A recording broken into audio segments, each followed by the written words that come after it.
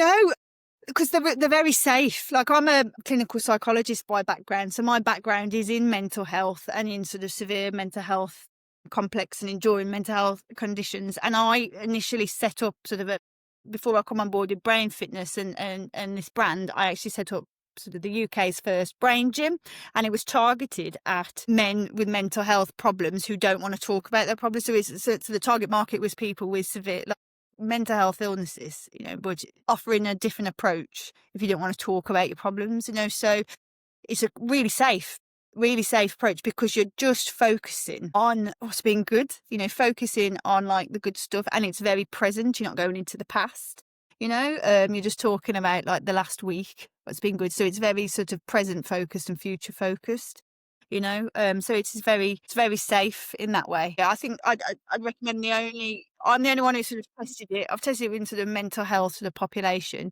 And the only difficulty I've run into is the people who have psychosis, who are sort of hearing voices. Even then, I've had clients who are managed on medication, and it's fine.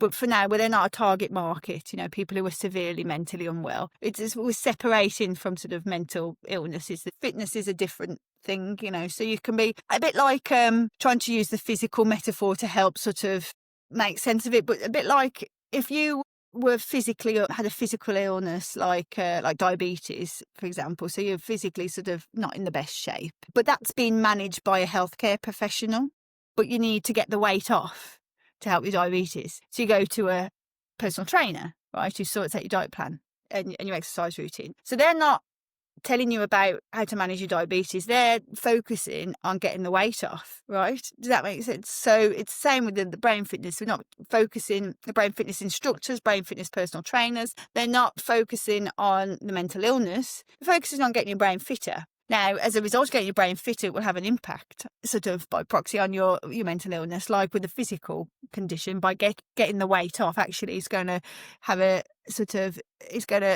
hopefully reduce your diabetes, your diabetes. You're going to be your physical health is going to be better. So the brain fitness, it's a separate thing. You're focusing on the fitness.